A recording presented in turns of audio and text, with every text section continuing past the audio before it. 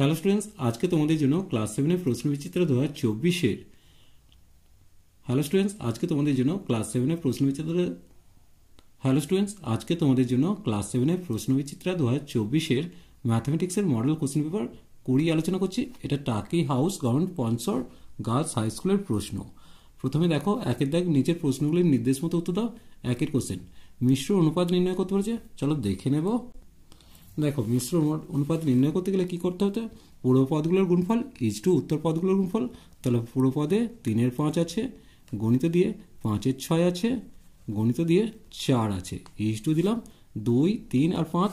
তাহলে 2 গুণিত 3 গুণিত 5 করলাম। দেখো এখানে কাটাকাটি করছি, 3 2 6, 2 2 4, 5 5 কেটে দিলাম। তাহলে উপরে 2 থাকছে, এখানে দেখো তাহলে কত আসছে, 2 ইজ টু 5 10, 3 10 30। তাহলে এই পর্যন্ত হলো। তাহলে 1 ইজ টু 15 পেলাম। তাহলে উত্তর হবে 1 ইজ টু 15। এরপর দেখো 2-এর কোশ্চেন, গুণফল নির্ণয় করতে বলেছে, চলো দেখে নেব। দেখো এই গুণটা করতে বলেছে, প্রথমে এই দুটোর গুণ করব। তাহলে প্লাস মাইনাস মাইনাস 3 4 12, এর মাথায় 2 প্লাস 2 মানে 4 হলো, আর বি রয়ে গেল। গণিত দিয়ে এইখানে -2 দিয়ে গুণ করছি, এবার মাইনাস মাইনাসে প্লাস হলো, 12 দুগুণে 24, A4 বি, এটাই নির্ণয় গুণফল। এরপর দেখো 3-এর দাগ, শূন্যস্থান পূরণ করতে দিয়েছে 4 টাকার 5-এর 8 অংশ সমান কত টাকা কত পয়সা, চলো দেখে নেব। দেখো এই অঙ্কটা দিয়েছে 4 টাকার 5-এর 8 অংশ।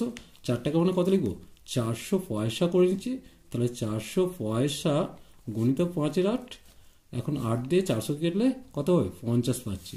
50 দিয়ে গুণ করলে 250 পয়সা পেয়ে গেলাম। তাহলে 250 পয়সা মানে কত লিখবো, 2 টাকা 50 পয়সা। তাহলে শূন্য স্থানে কত লিখবো, 2 টাকা 50 পয়সা। তাহলে এখানে লিখে দিলাম 2 টাকা 50 পয়সা। এরপর দেখো প্রদত্ত চিত্রটি পরিসীমা নির্ণয় করতে বলেছে। তাহলে পরিসীমা মানে কি, সবগুলো যোগ করবো। তাহলে প্রথমে যদি 8 থেকে স্টার্ট করছি, 8 যুক্ত 3 যুক্ত 3, তাহলে 8 যুক্ত 3 যুক্ত 3 যুক্ত 8 যুক্ত 4। এবার যদি যোগটা করি, 8 3 11, 11 3 14, 14 8 কত হচ্ছে 22, 22 আর 4 26। তাহলে 26 সেমি পরিসীমা পেলাম। আর এটা 16, 16 4 20 আর 6 26। একটি সমকোণী সমদ্বিবাহু ত্রিভুজের কোণগুলির অনুপাত কত। সমকোণী তাহলে একটা কোণ অবশ্যই 90 ডিগ্রি হয়ে গেল, আর সমদ্বিবাহু তাহলে প্রত্যেকটা কোণ 45 করে এসে যাচ্ছে। তাহলে এখানে অনুপাতটা যদি 45 দিয়ে ভাগ করি, তাহলে 2 ইজ টু 1 ইজ টু 1 পাবো। এরপর দেখো 2-এর দাগের অঙ্ক দিয়েছে, নিচের প্রশ্নগুলির উত্তর দাও। একের কোশ্চেন, পরেশবাবু প্রতি মাসে 8x টাকা আয় করেন, কিন্তু প্রতি মাসে তিনি 3x প্লাস 15 টাকা ব্যয় করেন। তিনি প্রতি মাসে কত টাকা সঞ্চয় করেন, বছরে তিনি কত টাকা সঞ্চয় করেন। দেখো মাসে আয় করছে 8x টাকা, মাসে খরচ করছে 3x প্লাস 15 টাকা। তাহলে মাসে সঞ্চয় কত হবে, না আয় থেকে ব্যয়টা বিয়োগ করব। দেখো তাই করছি। সমান দিয়ে দেখো 8x minus 3x plus minus 15 সমান দেখো 5x মাইনাস 15 টাকা। এইটা হচ্ছে মাসে সঞ্চয়। এবার হচ্ছে বছরের সঞ্চয়, তাহলে তাই লিখলাম বছরে সঞ্চয়। তাহলে বছরের সঞ্চয় মানে কি, 5x মাইনাস 15কে আমি 12 দিয়ে গুণ করাবো, সমান 5 12 60x, 15 12 180 টাকা। তাহলে বছরের সঞ্চয় হচ্ছে 60x মাইনাস 180 টাকা। এরপর দেখো স্কেল ও পেন্সিল কম্পোজিটে যে 45 ডিগ্রি কোণ অঙ্কন করতে বলেছে, প্রথমে 90 ডিগ্রি করবে, তাকে সমদ্বিখণ্ড করলেই তোমরা 45 ডিগ্রি পেয়ে যাবে। এরপর 3-এর দাগের অঙ্কটা দিয়েছে, দেখো কি দিয়েছে, এক একটা 9,000 টাকা 3 বন্ধুর মধ্যে এমনভাবে ভাগ করে দেওয়া, প্রথম বন্ধু যা পায় দ্বিতীয় বন্ধু তার দ্বিগুণ পায়, তৃতীয় বন্ধু 2 বন্ধুর প্রাপ্য টাকার অর্ধেক পায়, কে কত টাকা পায়, চলো দেখে নেব। তাহলে প্রথমে লিখছি, ধরি প্রথম বন্ধু পায় সমান হচ্ছে 1 টাকা। প্রথম বন্ধু হচ্ছে 1 টাকা পাচ্ছে, দ্বিতীয় বন্ধু পায় সমান কত, দ্বিগুণ মানে 2 টাকা। এবার তৃতীয় বন্ধু পায় দুজনের যা পাচ্ছে তার অর্ধেক, তার মানে 3-এর 2 টাকা পাচ্ছে। এবার মূলধনের অনুপাত কত হবে, সম্বন্ধে 1 ইজ টু 2 ইজ টু 3-এর 2। এখন যদি 2 দিয়ে গুণ করে দিই, 2 ইজ টু 4 ইজ টু 3। তাহলে প্রথম বন্ধুর মূলধনের প্রাপ্য কি হবে, প্রথম বন্ধুর প্রাপ্য অর্থের আনুপাতিক ভাগাকার। তাহলে প্রথম বন্ধুর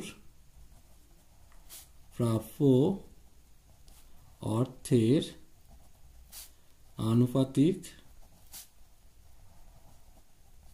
আনুপাতিক ভাগ হার সমান কত হবে 2/3 যোগ, তাহলে 2/2 যুক্ত 4 যুক্ত 3 তেমন 2/9। এবার হচ্ছে দ্বিতীয় বন্ধুর প্রাপ্ত অর্থের আনুপাতিক ভাগাহার সমান কত হবে 4/9। আর তৃতীয় বন্ধুর প্রাপ্ত অর্থের আনুপাতিক ভাগাহার কত হয়েছে, সেক্ষেত্রে আসছে হচ্ছে 3/9। এবার 9,000 টাকা থেকে প্রথম বন্ধু পায়, তাহলে প্রথম বন্ধু পায় সমান হচ্ছে 9,000 গুণিত 2/9, 9 দিয়ে কাটলে এটা 1000 হলো, সমান দিয়ে 2,000 টাকা। এবার দ্বিতীয় বন্ধু পায় সমান কত হবে 9,000 গুণিত 4/9, কাটলে এটা 1000 আসছে, সমান দিয়ে 4,000 টাকা। এবার তৃতীয় বন্ধু পায় সমান 9,000 গুণিত 3/9, কাটলে এটা আসছে 1000, সমান দিয়ে 3,000 টাকা। আশা করছি অঙ্কটা বুঝতে পেরেছ। এরপর অঙ্কটা তো দুটি বইয়ের দামের অনুপাত 2:5। প্রথম বইটির দাম 32.20 টাকা হলে দ্বিতীয় বইটির দাম কত। তাহলে প্রথমে লিখছি প্রথম বই বাই দ্বিতীয় বই সমান হচ্ছে 2/5। এখন প্রথম বইটার দাম কত দিয়েছে 32.20, আর এখানে বাদে লিখছি আর দ্বিতীয় বই সমান 2/5। এখন 2 দিয়ে কেটে এটা 16.10 পেলাম, বা দিয়ে দ্বিতীয় বইয়ের দাম কত আসবে, দ্বিতীয় বই সমান 5 দিয়ে গুণ করে দাও, 5 0 0, 5 1 5, 5 16 80, অর্থাৎ দ্বিতীয় বইয়ের দাম হচ্ছে 80 টাকা 50 পয়সা। চলো আজ এই পর্যন্তই, নেক্সট ভিডিও নিয়ে খুব তাড়াতাড়ি হাজির হবো। ভিডিওটি ভালো লাগলে লাইক ছাড়া কমেন্ট করো, পারলে চ্যানেলটিকে সাবস্ক্রাইব করে নিও। চলো টাটা, বাই বাই।